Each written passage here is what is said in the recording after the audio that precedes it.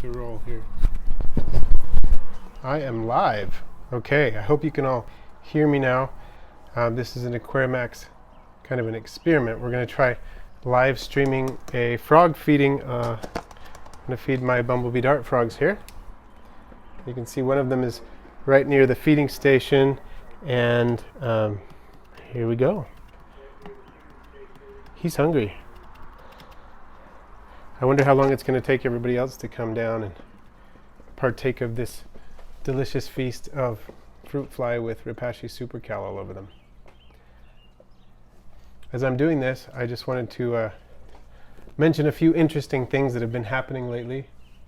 One, I think I may accidentally have bred olive nerites.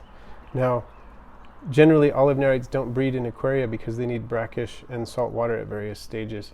But here's an interesting thing that just happened. Oh, here's another one. One of the females has come down to join the feast. Okay. Well, this is the interesting thing about the olive nerites. Oh, the vividin. I saw that. Olive nerites. Ooh.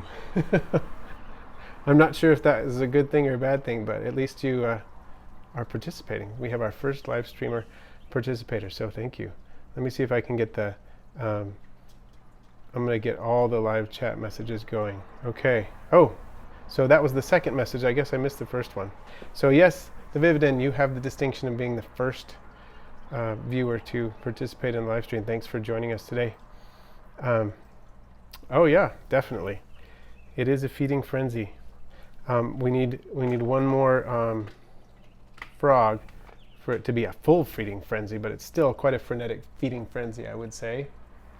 Hopefully it will remain a friendly, frenetic feeding frenzy. But as I was saying about the olive nerites, this is the cool thing. I have various olive nerites, and in one of my aquariums with Opaiula, of course they live in brackish water. And sometimes I'll let the salinity vary by letting some of the fresh water evaporate, and so the salinity increases. And anyway, the other day I was looking in there, and I saw a tiny snail. And I very much doubt it is any other sort of snail, because I don't, transfer things between that tank and other tanks with any regularity at all. And so I don't think it was, and it didn't look like, it was a little bit hard to see because it was so tiny, but I don't think it was a trumpet snail, which would be the only other snail that would be remotely likely to do well in that tank. Because I do have some Malaysian trumpet snails that are acclimatized to brackish water. But anyway, oh, here comes the third frog. There she is. The interesting thing is they are shaped differently when they're young. At least this is what I've read and heard, that they are more elongate. Their shells are more elongate when they're young, and it looked just like that, but it did not look like a trumpet snail. So I think just by virtue of having nerites in and out of that tank, and one of them had been laying eggs in there, and I must have hit the salinity close to where it needed to be, or close enough where it needed to be that it actually hatched. I think that's what happened. I have seen veligers, which are the larval swimming version of them. Yep, here we are, a full pack of frogs. Oh, that's my son, Isaac. He's commenting. So, yeah, thank you for joining us, Isaac. As I was saying, the nerites, they're very... what was I saying? I lost my train of thought. I don't know. I was saying something about the nerites. Anyway, I think it is a nerite. I think that's the only plausible explanation. And was I talking about the salinity? Maybe I was. Okay. Well, the salinity is high enough so that one could survive. Thank you, Isaac, for reminding me. The salinity is high enough so that they could actually breed in there. So we'll see. I tried to take another look and see, but in that tank there's a lot of rock work and so on, so I haven't been able to locate it again. I was going to take the adult out that's in there so that any algae that does grow can go straight towards raising that baby, if that is indeed what it is. I think I need to give a refill on flies. They were really hungry and finished. They're not all gone, but they finished a lot of them, so I'm going to drop them right by the feeding station again here, which is a piece of banana that I put in there earlier. So there we go. Oh, it looks like we have 5 people here. I want to see all the live chat messages. Okay. Who's everybody that's here? I hope somebody else joins in. I'd like to. Oh, here's somebody else too. So somebody says very cute. ASSA. I'm not sure how to pronounce it, but thank you for joining us. And Vance, good evening. Thank you for joining us as well. This is cool. It's cool that people are participating. So, yeah, thank you for joining us. I'm really excited to have the first live stream going on. Release the prisoners. Gothmog's voice as the fruit flies fall. They're not going to be prisoners very long, but for the wrong reason, I guess. See what you're saying there. Oh, and we got some more people joining us in the chat here. Exciting. Daryl, what's up, dude? Yeah, thanks for joining us. Let's see, what else? I had some other things I was going to talk about, but now I'm so excited that people are joining us that I don't know what to say. But you see how the frog is licking those flies right off the banana. This is the male frog. You can see him tapping his toes there. You can tell because, I don't know if you can see this on the video, but his head, he's got one spot, a very small spot on the left that's separated from the black central triangle sort of area. There it is, you can see it right now. A very small spot there, and then another black spot on the right side. Thank you, Daryl, for subbing. I really appreciate it. That's awesome. We should be up to 3,762 or somewhere around there now. So that's really exciting. How did you find out about us, Daryl? Did this just pop up in your feed, or what's going on? I'd be interested to hear that. I'm going to move this. This is going to be annoying. Hopefully you didn't hear that noise as the tripod was moving around. Anyway, that's the male. The spots, of course, don't have anything to do with whether he's male or female. I've just learned how to recognize him as my male from his spots. If you've seen earlier videos of him, like the one from a couple of weeks ago when he was calling, and I got a nice macro shot of him calling, you can see, I think, that he's got those spots there.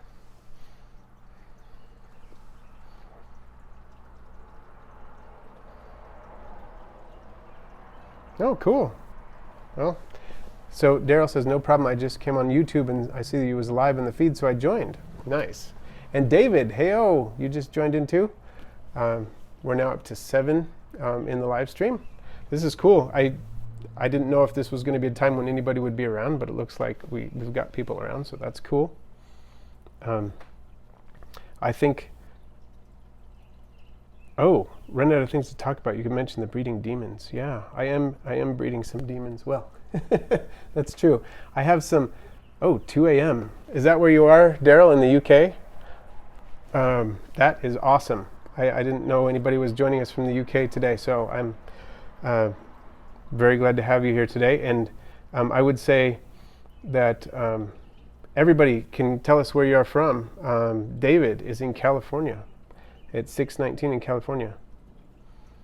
And Vance says, as a subscriber to your channel, many of us get an alert on our phones via YouTube notices. Good. Good. So that's where some of you are coming in from. Nice. I don't know if this is a good time. Oh, Isaac says, can you type with an accent, Daryl?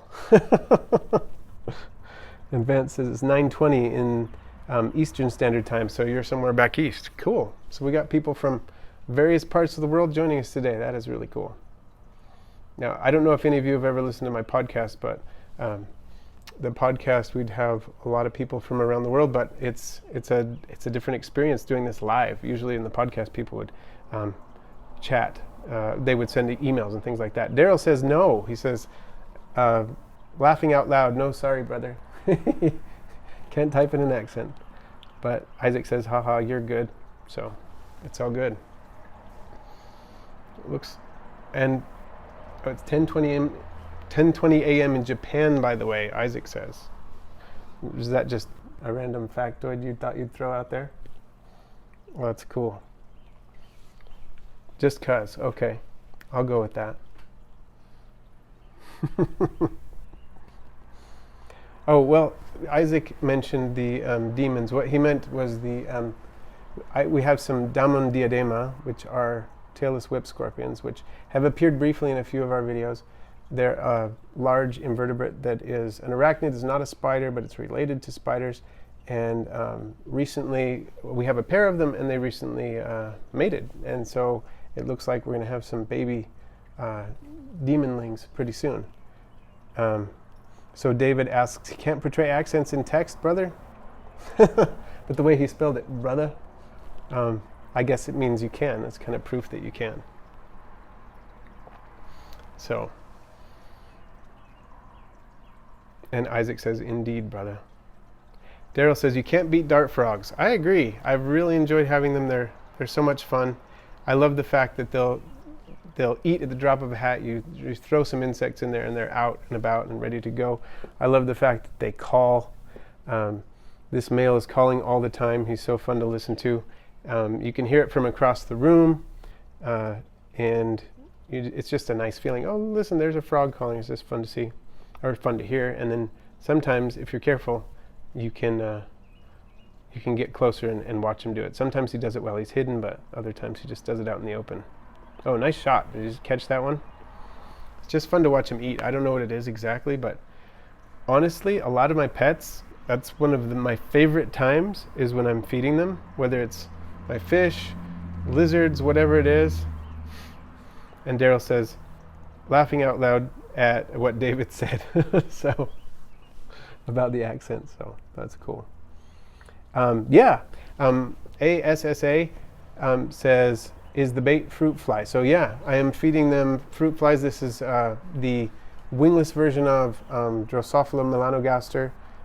There are several types in the hobby that are used, but this one is really easy to culture, so that's the one I typically use. I've used Drosophila heidii as well. Oh, Tyler Fishman says, "Bet they are crazy expensive." Actually, and I'm sure he's talking about the dart frogs. They can be. These particular dart frogs weren't expensive for me because I got them from a friend who just dropped them by because we are bug buddies. That's what how I like to refer to it, because I breed a lot of isopods and springtails and stuff, and he is a big time dart frog breeder. He breeds a lot of frogs. He has his own website and so on. So he'll contact me and say, "Oh, I need like 200 dwarf white isopods, or I need as many fruit flies as you can get," or whatever, and he will come and do that. And so one day he said, "You know what, I'm just going to bring you some frogs." So we did. Oh, I'm missing out on some of these comments. I got to hop back in and see what's going on. Randy Savage, why do I know that name? I do. There's this, they're doing this thread about Chuck Norris must be a dart frog, and then he says, that's what Isaac said, and the Vividin said, "Isaac, no Bruce Lee," and then Vividin said, "Bruce Lee is a dart frog equals Chuck Norris?" What? And then he says, David Amorau says, "Vividin, Randy Savage." That name is familiar to me, but I'm not sure I know who that is. Oh, I'm kind of missing the action here. Can I get a little closer and we see what's going on? See, there's the spot I was talking about earlier with the dart frog has the spot on the left side of his head and then the right side of his head. Oh, the Vividin says, "David, John Cena." So somehow wrestling is coming here. We've got various types of fighting going on as we're talking about the dart frogs, even though they're being peaceful right now. And David Amorau says, "Please no." Daryl says, "I could watch my dart frogs for hours." Oh, so what do you have, Daryl? What kind of dart frogs do you have? And Vance says, "What temperature is the tank kept at? May I ask how it's heated?" Okay, good question. The tank fluctuates on the day-night cycle. The lowest it gets, at least during the warmer season, like right now, is about, citronellas. Those are beautiful frogs. Awesome. Let's see. I would say into the mid to high 60s at night. In the winter, in the summer, it's more like high 60s is the lowest it ever gets. And then the warmest it gets, I try to keep it no higher than 80. And it's not actually heated. I would say certainly the lights warm things up a little bit in the tank, but I have LED lights, so they don't warm it that much. 3 of my lights, I've got 3 bulbs above this tank. This is a 20-gallon high tank, and there are 3 bulbs above it, and 2 of them are Jungle Dawn LEDs. Oh, he's going to get that one. Go ahead and get. Oh, you gave up. And the The other bulb is just a compact fluorescent bulb, so the temperature is not that affected by them, but they are, they do add some warmth to it, but it's mostly just room temperature. And we have an evaporative cooler in the house, so the temperature stays, below 80 in the house, and even on the hottest days. And this tank might get 2 or 3 degrees warmer at the top of the tank, but luckily, on the surface where the frogs are hanging out, the temperature is usually a little lower than that. So this particular variety of dart frog is a little hardier temperature-wise and humidity-wise than some others. So they can handle up to about 85, but I've always tried to keep it below that. And I think the tank's never reached that high, but I try to keep them cooler. So, non-frog related question. I'm planning on getting Corydoras for my tank. Should I start a scud culture or Daphnia? Great question. I would say most will have a harder time with, most Corydoras will have a harder time with Daphnia than they would with scuds. They'll probably run into scuds. Also, depending on your substrate. What's your substrate in there? If it's, a fine sand or gravel or what you got. I know that a lot of people like to keep fine, smooth sand for Corys, but different people do different things. So I'm just wondering. Anyway, I would say you might want to look at grindleworms for Corys. They love grindleworms, and if you can, those will sink right to the bottom where they can get at them too. Whereas the Daphnia, they're going to have a little harder time hunting them down. Not that they absolutely can't do it, but there's that. And then the scuds will be all over the tank, but they'll be in the bottom, in the substrate more. Okay, so Andy Nguyen says, do you know any reputable websites to purchase dart frogs from? Well, I would say that Frank's Frogs is the one that I know the best, because he helps me out, but he's local to me, but he does sell online. I'm missing some other ones. Daryl said, I'm breeding zebra isopods. I love those. I breed those too. Maybe you've seen those on my website. Some of you have seen on my, I'm getting it back. Okay. Some of my videos on zebra isopods. And he says, David Amaral, about his Cory, says he's using river pebbles. He doesn't want the Corys to break the whiskers. Okay, then I would say scuds. Do scuds. The scuds will find little places in the rocks to hide, but the Corys will be able to root them out sometimes. So I would say that's your best bet in that case. I know that with my goldfish, sometimes I've kept my I've had scuds living in the gravel in my goldfish tanks, and what I would do is when I gravel vacuum, the scuds would be pulled up into the tube, and then the fish would learn that when I'm doing that, I would hold the tube up above them and turn off the water flow, and so the scuds would fall out and the goldfish would grab them. So I've done that before. It's kind of fun. Oh, so Daryl says, yeah, that's what made me look at your channel. So he saw my channel about the zebra isopods. He saw my video about the zebra isopods and was watching the channel. So that's awesome. All right. Oh, shoot. You know what? We are almost out of juice on my iPad here that I'm live streaming with. So I'm going to give it just a couple more minutes. If anybody has anything they want to say, we'll wrap it up at about 20 minutes. And I want to say thank you for everybody who's joined us. And let's see.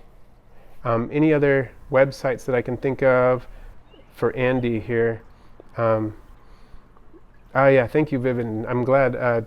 He's saying 20 minutes isn't too bad, and yeah, that isn't too bad for a first shot. I'm gonna say to Andy, reputable websites to purchase dart frogs or tadpoles from. Some that I've worked with in the past that now I'm thinking of. Josh's Frogs. I've worked with them. I haven't bought dart frogs from them, but I've bought supplies and so on from them, and I've always had a good experience. NEHerpeticulture.com stands for New England Herpeticulture. They're another good one. I have bought and sold things, traded things with them, whatever, on various occasions, and always had a good experience with them as well. They're like a mom and pop business. They work really hard, and they have the best quality things that I've, out of all the kind of vivarium and dart frog supply things, I would say they have some of the best supplies, some of the best service, and some of the best information that I've seen out there. So those are a couple that I would suggest. All right, so thank you again to all of you who joined us today. I'm hoping to do more live streams in the future, and yeah, maybe next time we'll do a feeding, or maybe I should just be a talking head. I don't know. If you have any feedback on that, let me know. But we're just about at the 20-minute mark. So I'm about to hit the finish. So once again, have a great evening, everyone, and thanks for joining us.